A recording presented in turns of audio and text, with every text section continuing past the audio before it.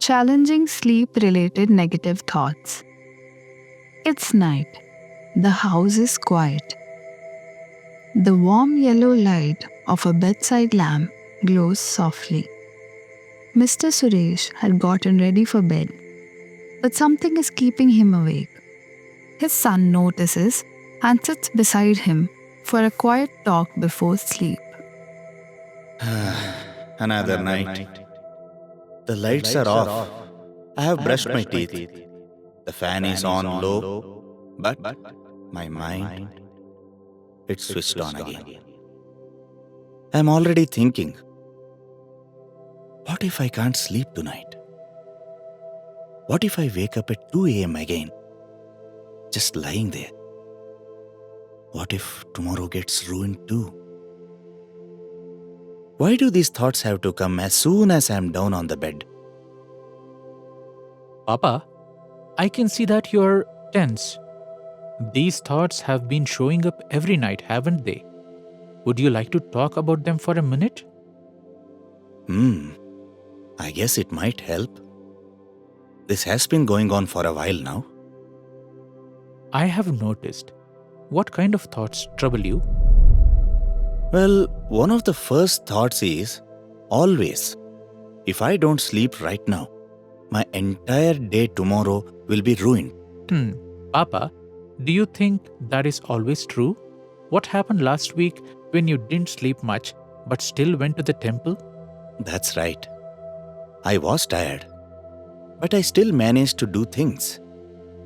I even had a chat with my friend Ramesh on the phone. Exactly. So, maybe you can remind yourself that even if tonight's sleep isn't perfect, you can still manage. You have done it before. One bad night doesn't mean the whole next day is lost. That does make sense.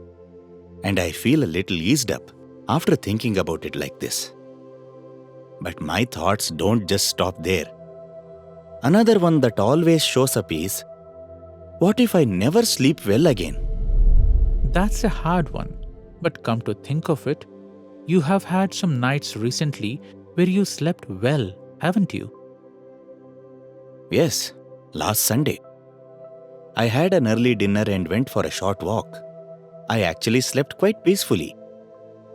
So that means sleep isn't gone forever. It comes and goes, like the seasons or the rain. Maybe you can tell yourself, sleep will return. It's not lost, just uneven. Yes, that sounds fair. You can also try to see those thoughts like passing autos on the street. Notice them, but you don't have to get into every auto that passes. Okay, that I can imagine. Just watch them go by. Try not to argue or believe every one of them. But another thought that frequently troubles me is that maybe I'm too old for my sleep to improve. Maybe this is just how it'll be now. That one feels heavy. Papa, if someone of your age, say a neighbor or uncle, said this to you, what would you say? Maybe I'd say, you have been through so much in life, raised a family, worked for years, recovered from illness. You're still adapting and learning. Maybe I should say that to myself too. I'm not stuck. I'm just adjusting. Exactly. And that's a sign of strength, not weakness. Age doesn't mean you stop growing or changing. You're still learning even how to sleep better. Sometimes being kind to yourself is more helpful than pushing yourself. That is something I forget. I have always tried to be tough to power through. But now I see that maybe being gentle is more powerful at this age. Yes, Papa. You can also make some phrases for nights like these. Maybe a line you can hold on to when thoughts get noisy. What kind of a phrase feels right to you? A phrase? Let me think. Maybe something like, I allow rest to come in its own time. Yes, that feels kind. I allow rest to come in its own time. I don't need to force it. That's great. Let those words settle into you. And even lying here like this, calm, safe, and warm, is a form of rest. Sleep will come.